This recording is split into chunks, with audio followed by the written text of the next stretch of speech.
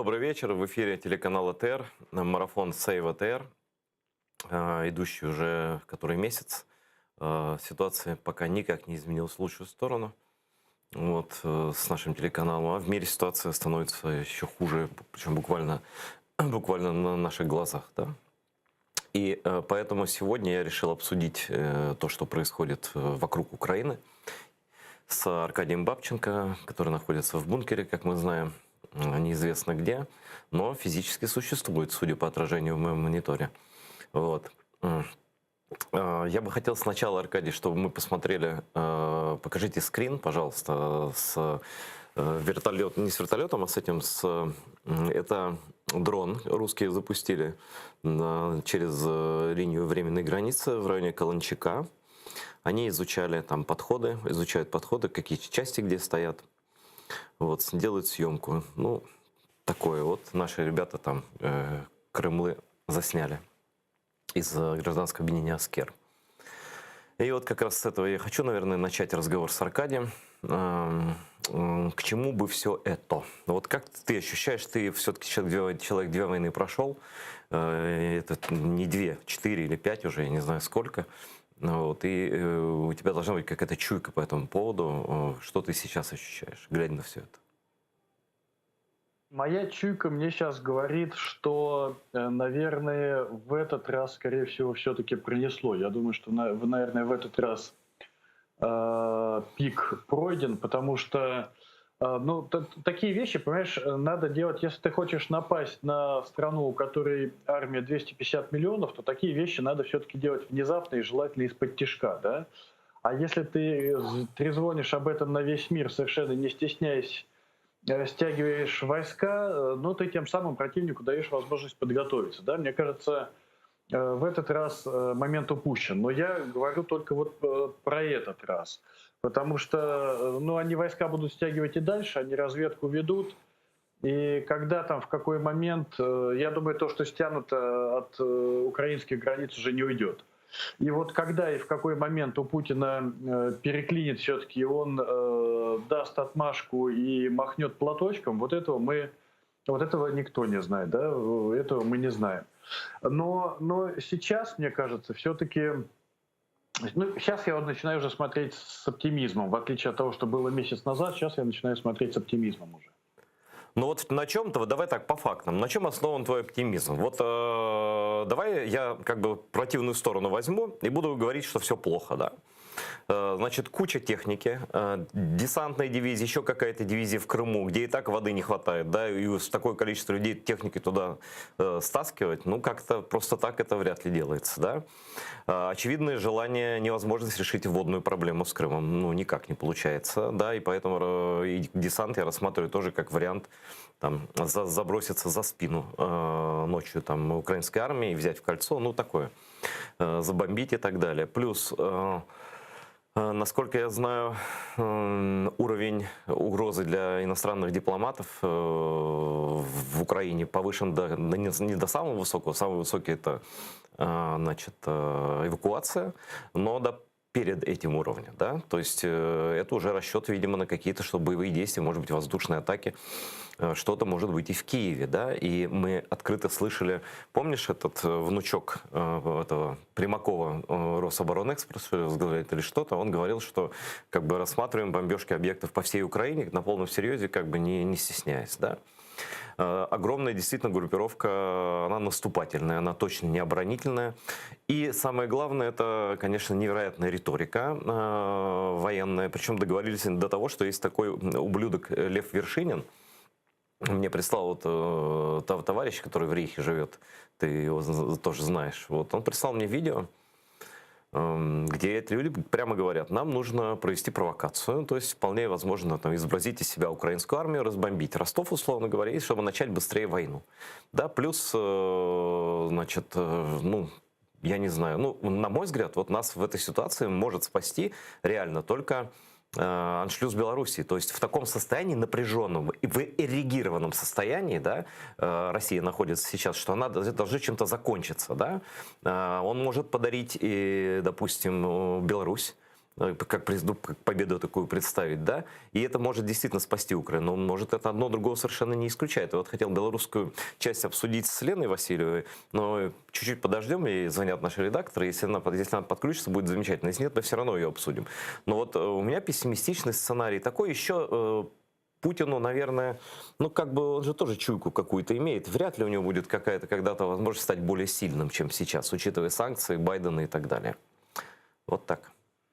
Да, я абсолютно с тобой согласен, но пока на данный момент там 100 тысяч пока все-таки недостаточно, им нужно стянуть больше. 100 тысяч, давай вспомним, им приходилось стянуть, чтобы воевать в Чечне, да, на самом пике войны количество российской армии в Чечне было 100 тысяч. Чечня, извини меня, миллион, Украина 40 миллионов. Да?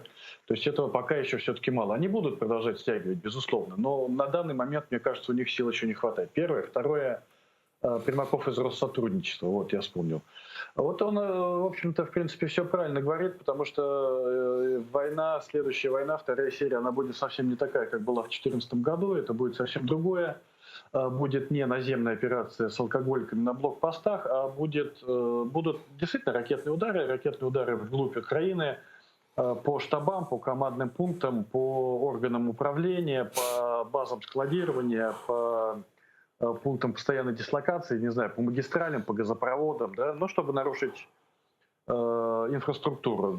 Для этого тоже нужно стягивать все эти ракетные, ударные, вертолетные, какие там, я не знаю, подводные флотилии. Пока это все еще не стянуто, да?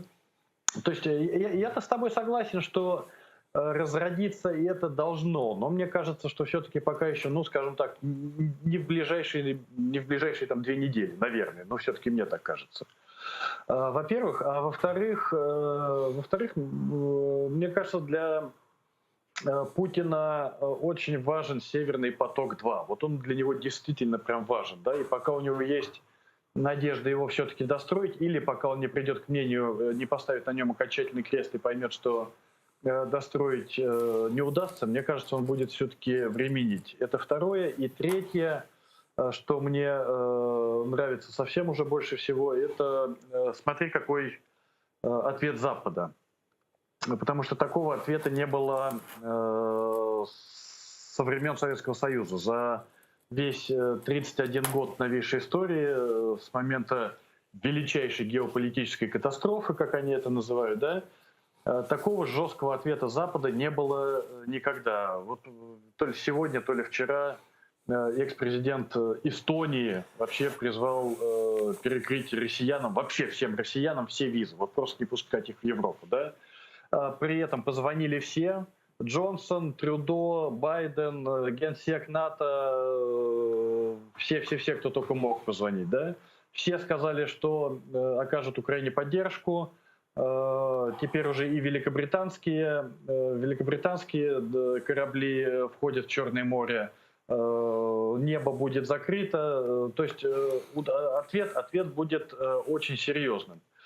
Вот пока мне это внушает оптимизм. Что будет там, не знаю, летом или осенью, здесь предсказывать невозможно, потому что действительно, когда тумблер у Путина щелкнет, сказать не может никто. Но они теперь уже не скрываясь не все. Мне кажется, Путин, знаешь, он плюнул уже на все, махнул рукой и сказал: черт с вами, война так война. Не хочет Зеленский договариваться, ну вот вам 56-я дивизия, да, десантная в Крыму.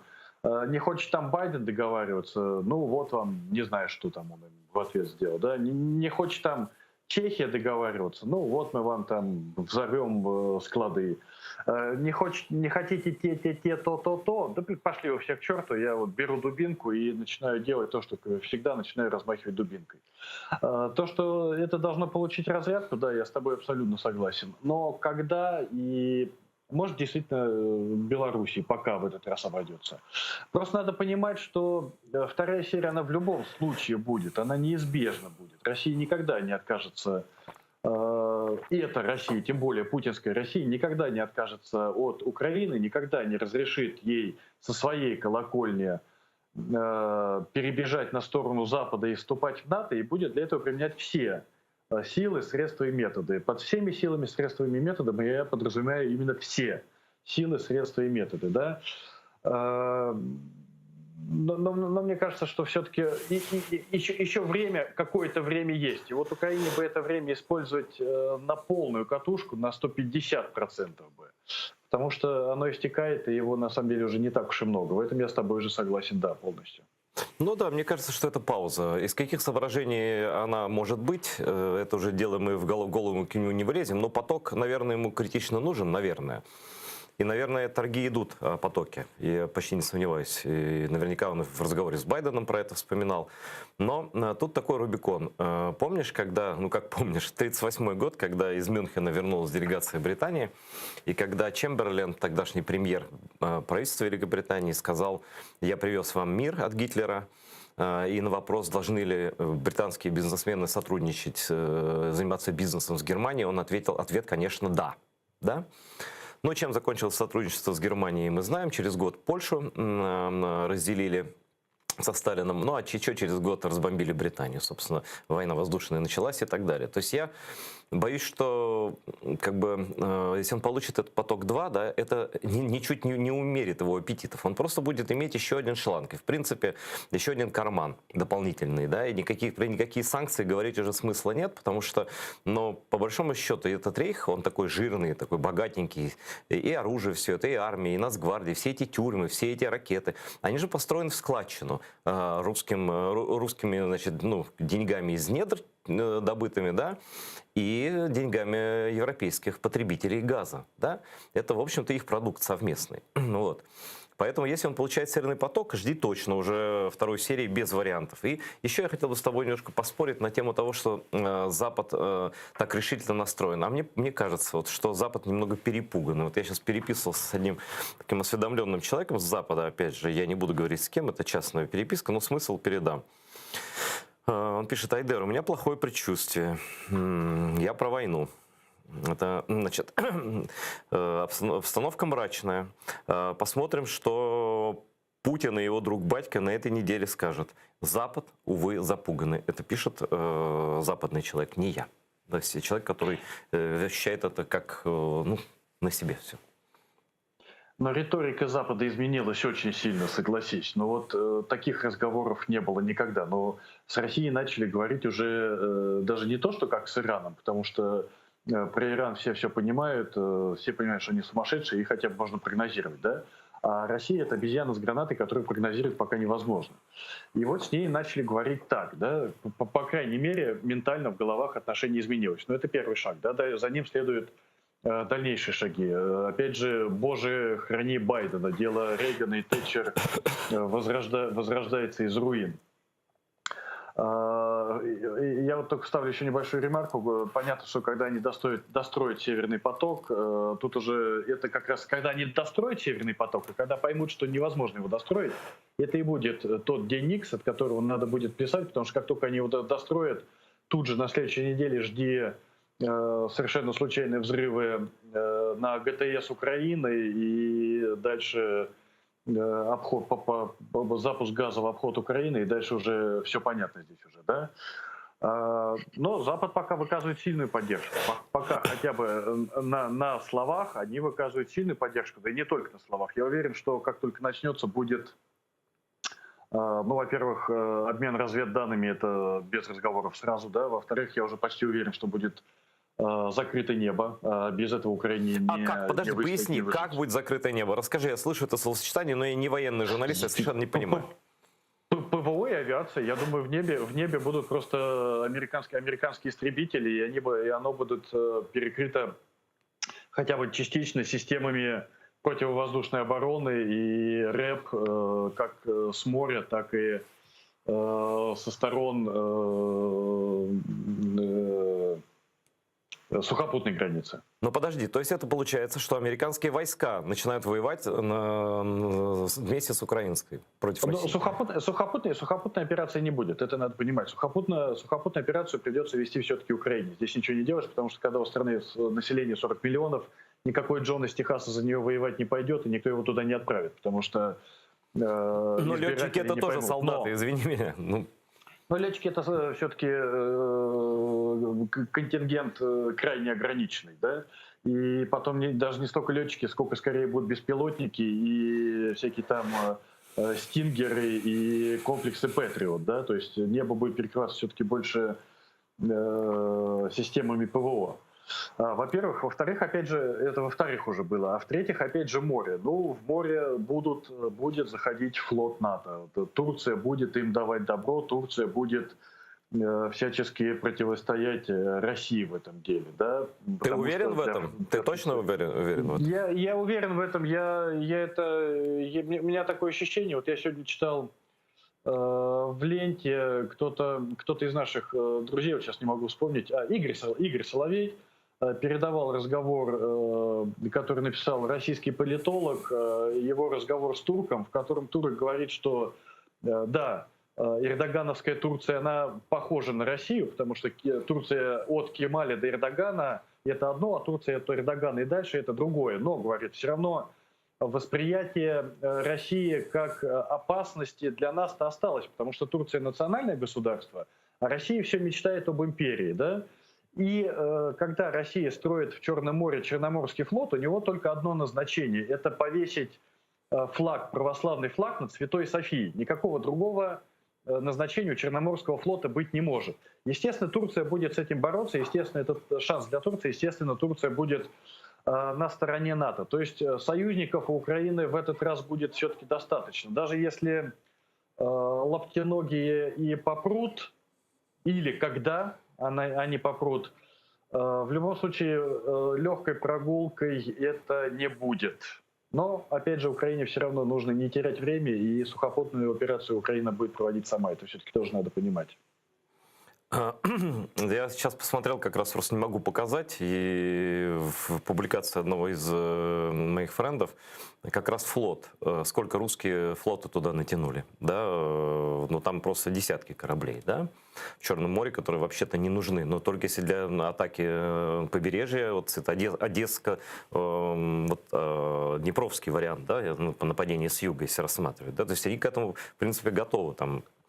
Вот еще. Не, ну понятно, что они стягивают флот для удара. Понятно, что удар будет уже не со стороны Донбасса основной, потому что со стороны Донбасса они, конечно, попытаются связать украинскую армию боями, а основное направление ударов будет сверху и снизу, чтобы отрезать, конечно, украинскую армию на востоке, взять ее в котел, или как минимум взять плацдарм и пробить воду для Днепра. И они этого совершенно не скрывают, конечно. Да, вот это в этот раз сейчас, конечно, удивительно. Совершенно нагло, цинично готовится, что говорит, конечно, о том, что Владимир Владимирович уже где-то, у него тумблер в башке тоже щелкнул. Он на новую ступеньку своего Олимпа, конечно, перебрался. А почему ты так считаешь, что раньше он в Мюнхене, допустим, еще лет даже 10 назад не говорил, что у России нет границ? Просто сейчас это воспринимать стали всерьез, наверное. Вот, может быть, мир чуть-чуть повзрослел за это время. А он-то так и был, он всегда говорил честно, мне кажется. Нет, но говорить это одно, понимаешь, действовать, делать уже это совсем другое. Это Макрон только все там красной линии пытается чертить, а... Аркадий, у нас телефонный звонок. Алло, здравствуйте, вы в эфире в прямом. Говорите. Здравствуйте, это Наталья, Луганщина. Вы знаете, вспомнила старый советский фильм «Дон Сазан де Базан».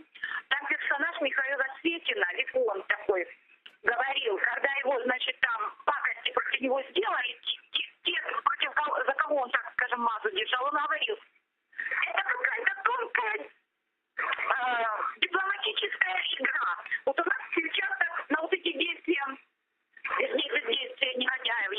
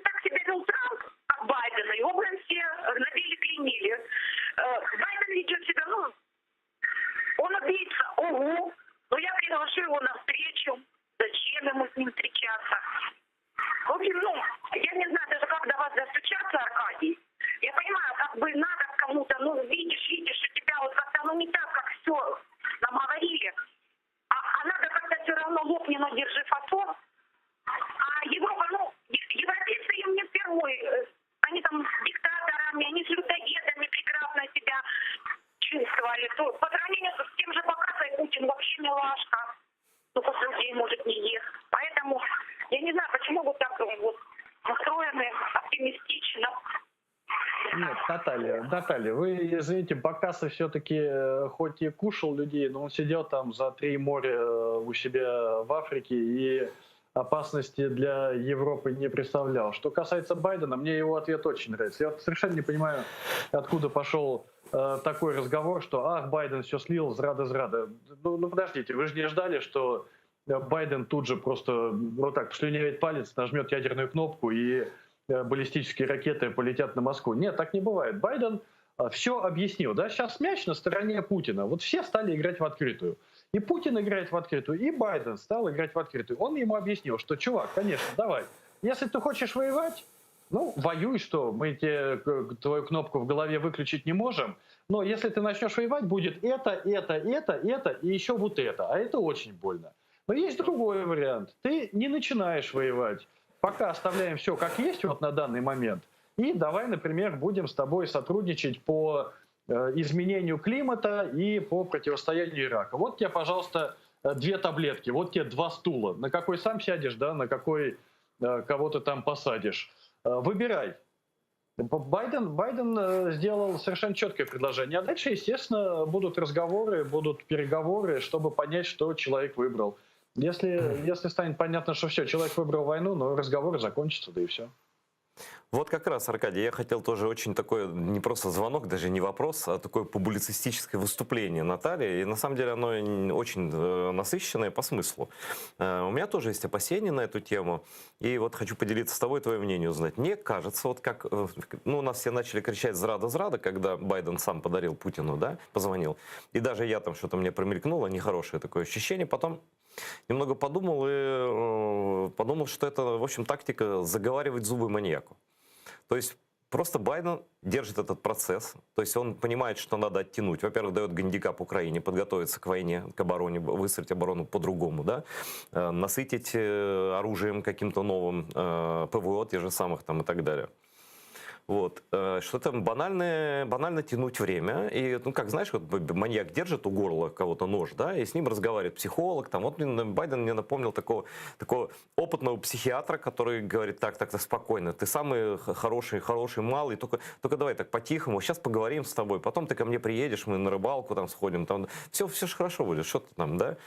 Вот. Но и даже про Северный поток он сказал, что это дискуссионный там какой-то вопрос. Но в итоге, правда, знаешь, Портников написал, что тут я с ним согласен, что, говорит, переживать особенно незачем, потому что Путин таких намеков все равно не поймет, и он все равно нагадит. Ну, там смысл такой был. То есть он все равно не сдержится, как ты говоришь, ему все невыгодно, но он все делает, что ему невыгодно. Да? Ну, так устроен Владимир Путин. Это главный враг самого себя, я считаю, и Российской империи вот этой, да? Добить которую его просто миссия высочайшая. Вот. Но нет ли у тебя такого опасения, что все-таки Запад разломится, что Германия с Францией начнут сейчас, значит, поедет Путин на этот климатический саммит, вот, значит, начнут там опять с ним обниматься, целоваться, что все это перейдет в итоге в Мюнхенский сговор. Вот такой не в нашу сторону, а в сторону, понятно, чью. Ну, черт его знает, слушай, но Трамп многое для этого делал, да, но все-таки я возлагаю большие надежды на дядюшку Джо. Но, опять же, смотри, Запад и сейчас-то, как бы, если говорить про Европу, да, то Европа и сейчас-то как бы уже не на первых ролях, да.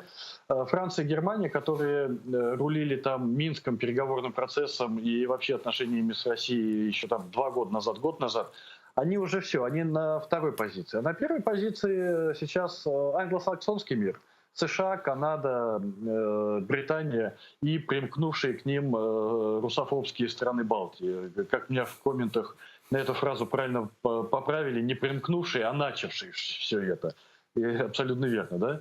То есть смотри, сейчас опять первую скрипку будет играть англосаксонский мир. Опять англосаксы будут спасать Европу от очередного диктатора. Да, неразумное человечество от очередного диктатора. Ну, дай Боже. Смотри, еще у меня есть такое мое предположение, разумеется, со сослагательным наклонением мы не живем, но что все это обострение, вот эта вторая серия, да, она готовилась под второй срок Трампа. И Трамп должен был сыграть такую роль, что вот провокация какая-то, ну, как помнишь, как с Грузией когда. И когда мир такой отвернулся, сказал, ну, Саакашвили сам что-то там начудил, сам виноват, пусть разбирается, да. Вот, то есть было очень плохое, я помню, тогда Грузия была в плохом положении, и на нее возлагали вину за провоцирование маньяка, да. Вот, и частично. И тут, мне кажется, планы были такие, что Трамп скажет, это не наше дело. Как, собственно, он к этому подводил все свои 4 года, да, что мы туда не лезем, туда не лезем, туда не лезем. Владимир Путин крутой парень, мой друг, мой друг, мой друг. Конечно, он не мог переступить через Крым, там, через Донбасс и так далее, но при первой возможности он бы слился, да.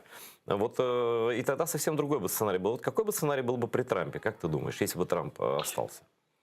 Я абсолютно уверен, что если бы Трамп был выбран на второй срок, вторжение сейчас уже либо шло, либо оно готовилось уже вот на полном серьезе. Да? Мы с тобой не сидели, не гадали, когда оно будет, там сейчас, весной или летом, уже было бы понятно, что вот оно будет сейчас и все будет серьезно. Да?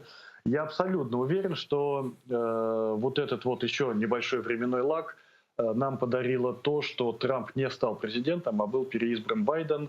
Во-первых, потому что Путину надо было прощупать его, что он из себя представляет опять, да. Во-вторых, вся вот эта вот жесткая риторика, жесткий ответ, на который они не рассчитывали. Я думаю, они не ожидали, что будет настолько жестко. Они слишком уж расслабились действительно от мягкой Европы и от товарища Дональда в Белом доме, и они надеялись, что и в Штатах все-таки им удастся раскачать, потому что вся эта фигня со штурмом Капитолия, ну такого, извини, тоже не было в американской истории, не знаю, лет 200 с того момента, как британские канадцы взяли Вашингтон. Мне кажется, вот с того самого момента такого не было. Да? И они надеялись, что и там треснет. Но нет, фигушки, не случилось. Поэтому, боже, бережить Байдена. Аркаша, а знаешь, вот, по моему мнению, если так глубоко копать, то спасла Америку и вообще весь мир первая поправка к Конституции. Вот именно та самая пресловутая свобода слова и безграничной свободы медиа, которая существует в Америке, это же они переломили в пользу, точнее, они дали понять, 4 года они рассказывали, что Трамп негодный президент. Ну, многие честные журналисты. И в итоге Трамп и проиграл. И даже не суды американские великие, а все-таки пресса в базе стоит, свобода слова, потому что суды проштамповали бы любое решение избирателей, если бы оно было справедливо за Трампа. Да? И что вот эта история про то, как наша с тобой профессия, на самом деле великая профессия. Просто у нас все говорят, что мы подонки, там, какие-то там гады и так далее. А на самом деле гады подбоевских журналистов есть, но на самом деле великая американская журналистика, она спасла и свою страну от Трампа. Вот так капля за каплей, они каждый день доказывали избирателям, что нельзя его убирать второй раз, да, ни в коем случае, что он популист, что он лжец, что он опасен, да, и в итоге американцы убеждаемые, да, оказались, они этот эксперимент закончили. Да, вот мне кажется, что так. Дай бог бы в каждой стране была такая пресса, как в Америке. Ну, не знаю, слушай, я гад и русофоб, не знаю, как ты, я-то точно.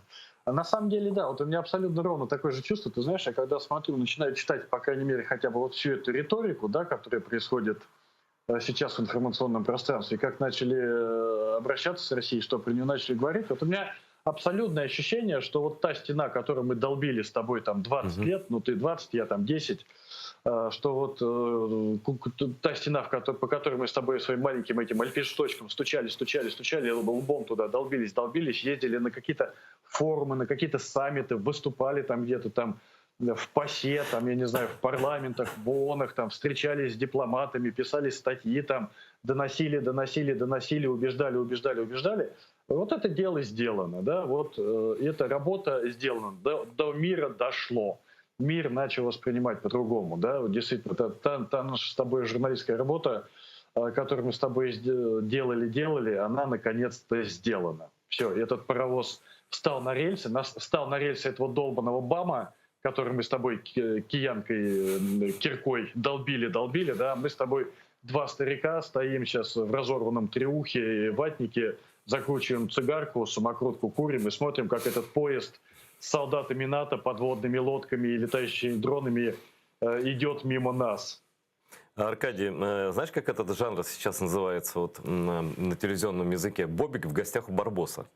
Это сидят, друг друга хвалят. Друг друга хвалят. Мы это завершим сейчас. Я-то американскую журналистику хвалил, но Аркадий совершенно справедливо, в принципе, прорвало. Но мне кажется, что есть у нас помощники, очень активные в борьбе с русским рейхом. Это, собственно, сами они и есть. вот этих, у них все делается через попу, причем в прямом смысле этого слова. Николай Попа, псевдоним то ли Чипыги, то ли этого второго. Одного они сделали таджиком, а другого гражданином Молдовы по фамилии Попа. Это же долго выбирали, ты понимаешь, фамилию. Телефонный справочник Кишинева листали и, наконец, нашли, как назвать своего агента, чтобы он пошел в Чехию взрывать склады. Скажи мне, зачем взрывать склады в Чехии? Я вот думаю об этом третий день, в мирное время для, ну, как бы между этими странами. Что происходит вообще?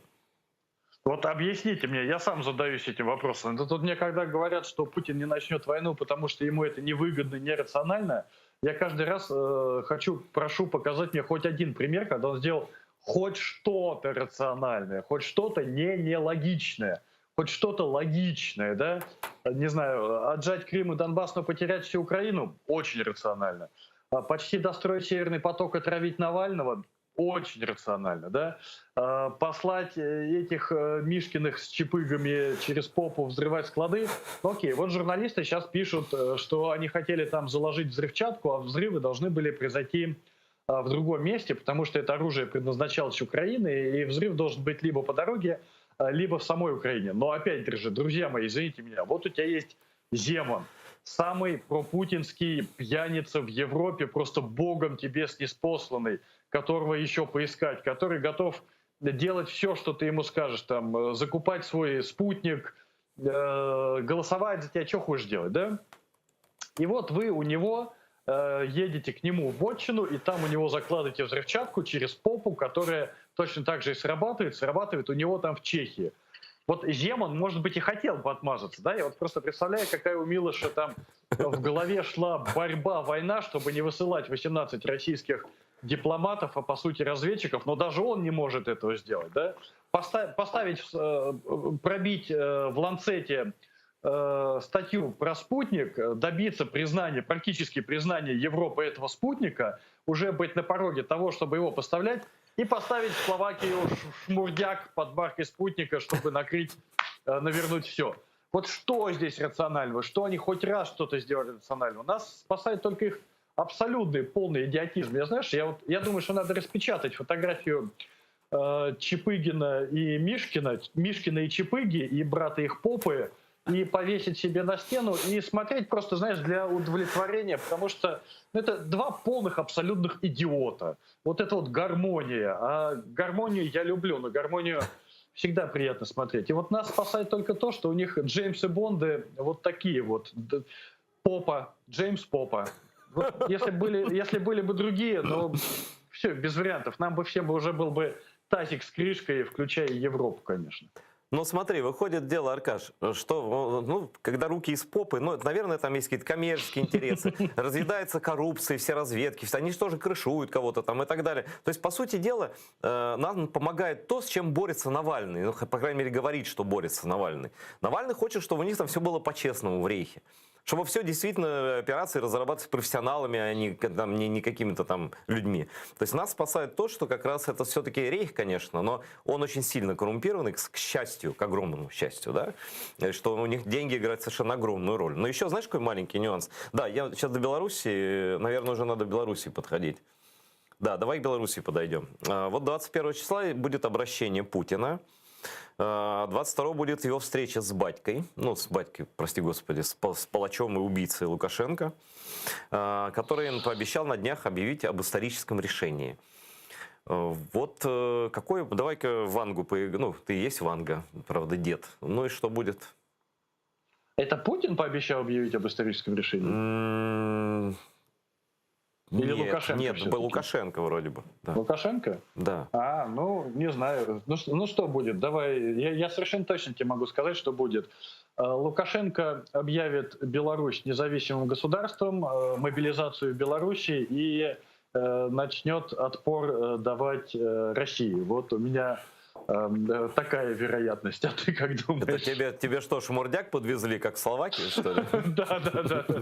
Слушай, ну неужели объявят возрождение 2.0, да? Ну, видимо, будет, значит, разговор о вхождении Беларуси каким-то образом, либо о союзном государстве. Видимо, все-таки союзное государство, почему они так долго шли, объявят о создании союзного государства, батька будет батька. И вот как въелось это слово, да? а Лукашенко будет гауляйтером Беларуси. Вот знаешь, хорошее сегодня выражение прочитал у кого-то из обозревателей, где-то в Фейсбуке. Бывает, говорит, бешенство матки, а есть бешенство батьки. Но то, что мы сейчас наблюдаем, это бешенство батьки, причем реальное бешенство. Я хочу вот серьезно задать такой вопрос. Как ты думаешь? Вот, у меня ход мысли такой. Беларусь — это единственная страна в Европе, где разрешена смертная казнь до сих пор, расстрел. Да? Поймали двух людей, совершенно таких очкариков. Одного из них я знаю, Федута Александр, он тут какое-то время в Киеве жил, я даже попадался на какие-то прямые эфиры, мы не дружили так, но близко, но общались, виделись, здоровались, там что-то вопрос друг другу задавали, да. Его и второго, я не знаю, как фамилия, просто забыл, извините, пожалуйста. Вот. И задерживают в Москве и отдают КГБшникам белорусским. Ну, по сути дела, ФСБ и КГБ Беларуси — это одно и то же, да, и ФСБ России. Их везут в Минск. Статьи там все подрастрельные. Все. Нет ли у тебя такого ощущения, независимо от того, там, войдет она в состав, не войдет, я думаю, что какой-то жесткий вариант Путин ему предложит, такой, чтобы было понятно, что это подарок империи, да, вот от царя, да, что царь подарил, как вот Крым подарил теперь, значит, Беларусь, вернул, все взад. Что действительно могут кого-то показательно расстрелять, там, чтобы показать, что и Западу, что нам на все наплевать. И там это можно делать типа по закону, понимаешь? В России типа нельзя. Это хорошо, что в Беларуси смертная казнь. Ну, это, конечно, очень плохой сейчас юмор и очень черный, конечно, такой сарказм. Но я надеюсь, что эти законы будут потом применены и к самому Лукашенко, что он доживет до того момента, когда попробует на себе то, что он дает другим, как он убивает людей. Я до сих пор вот не могу забыть этот теракт в минском метро, когда взяли... Я совершенно уверен, что он организован был тем же самым КГБ был в Беларуси, а за это взяли двух совершенно левых людей и расстреляли их, да, убили не пожизненно, а расстреляли. И я думаю, что он совсем поехал уже башкой, да, потому что то, что он несет, это уже психиатрия. Да, я думаю, они, конечно, могут расстрелять, но, опять же, смотри, плохие мы с тобой журналисты. Вот тот мой панегирик нам с тобой, облизывание нас с тобой мною, оно было, конечно, незаслуженное, потому что пишешь, а бац, а диссиденты из Беларуси берут и бегут в Москву. Куда? Что вы делаете?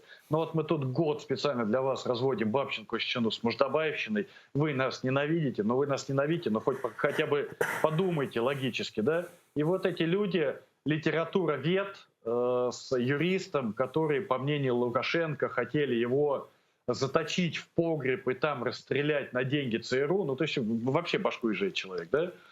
Они бегут в Москву, просят там убежища и совершенно закономерно отправляются обратно в застенки КГБ, где, не дай бог, их там действительно может ждать смертная казнь. Белорусы, проснитесь, очухайтесь, поймите уже наконец. Если вы и вздумаете вдруг куда-то бежать, ну, то только не в Россию. Вот только не в Россию. Но это для вас в лучшем случае тюрьма, в худшем случае смерть. Ну, конечно, но просто, знаешь, когда ты живешь, наверное, погружен внутри, уже искривленное пространство, и, наверное, люди притупляют какие-то чувства, со стороны людям они не верят, а тут думают, понимаешь, они живут в ощущении, вот и рейх русский, белорус, что, в принципе, они живут в нормальных странах, просто чуть сломалось что-то. Это часы нормальные, но там шестереночка чуть не подходит, может быть, одна застопорилась, потому что это не часы. Это капкан. Это тоже из металла, но это не тот предмет. И русские начинают рассуждать о своей стране как о нормальной. Да, есть перегибы какие-то. Да и белорусы тоже говорят, да, вот мы сейчас уберем, переговоры придем с Лукашенко, он уйдет, там какой-то консенсус. Да он не хочет с вами переговоры вести, и Путин никого слушать не будет. Просто у меня... Знаешь, такое ощущение, что вот эти репрессии, которые он обкатывал сначала в Крыму, ну, это тотальную слежку и так далее, да, сейчас кровавые какие-то могут быть вещи, да, они обкатают в Беларуси, а потом это все придет, вот эти, думаешь, шпионские дела, он остановится, что ли? Понятно, что Федута с этим вторым человеком не мог ничего такого планировать априори, да, ну, просто это глупость несусветная, да, и ложь чудовищного сталинского уровня.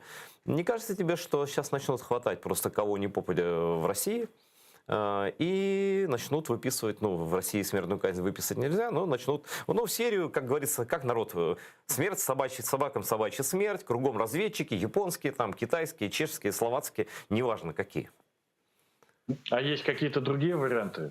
Ну, диктатура обязательно в это скатится. Если она танками ограничивается по периметру и никаких других отношений со всеми другими странами у нее быть не может, внутри обязательно будут репрессии. Да, они построят свой ГУЛАГ, безусловно, но слушай, ну нам-то это только на руку, если у них там будет свой внутренний раздрай, они будут обращать меньше внимания по периметру. Ну, Алексей Анатольевич хочет рейх без коррупции. Если бы был рейх без коррупции и работал как часы, он был бы уже мертв. Да? Его спас только то, что рейх коррумпированный, они идиоты. Но все равно не доходит. Ну ты смотри, ну русские либералы, вон там сейчас как один рассуждают о том, есть ли в Украине какие-то силы, которым выгодна война. Да? Ну то есть они вот тоже в своем абсолютно бубльгаме, этом пузыре живут и вырваться из него не могут, да? Ну вот они никак не могут понять, вот я по долгу профессии все-таки подписан еще на какую-то часть русских либералов, чтобы мне понимать, что там происходит. Ну вот они все еще называют, говорят, наша армия. Ну это, если это ваша армия, чего вы тогда ожидаете? Ну чего вы тогда хотите? Ну будет ваше НКВД, будет ваш ГУЛАГ. Но вы также и поедете, как в 37-м, в 38-м ехали в теплушках.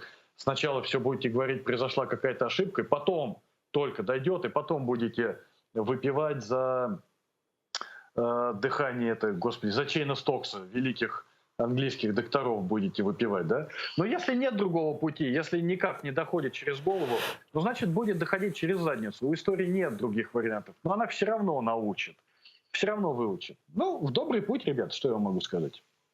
Не слушайте только Бабченко с Нуждабаевым, потому что не надо уже больше никуда бежать. Все, хватит. Всем вот кому надо было, уже все уехали. Там осталось вот вообще по пальцам пересчитать. Вот 6 человек вышли на пикет во главе с Викой Ивлевой на Арбате против войны с Украиной. 6. В 68-м было 8, сейчас 6. Прогресс общественный какой. Да, антипрогресс. Все, вот 6 человек, ладно, а остальные вы оставайтесь уже там, ребят. Уже незачем, не надо никуда. Но это на самом деле цифра дня. Я о ней не знал. Спасибо Аркадию, что сказал. Действительно такая символическая цифра. Все, наш эфир подошел к концу. Надеюсь, вам было интересно. Спасибо, Аркадий. Не скучай там в бункере. Вот, смазывай танк. Вот, пригодится. Ну, а я прощаюсь с нашими зрителями. Спасибо, что смотрите. Спасибо огромное отдельное тем, кто подписался на Patreon телеканала АТР и оказывает нам постоянную помощь, благодаря которой мы, собственно, сейчас и вещаем. Имеем возможность даже связь скайпом держать с Аркадием Бабченко, по которому, конечно, все мы тоже страшно скучаем. Всего доброго, не болейте, берегите себя, своих близких и смотрите АТР. До завтра.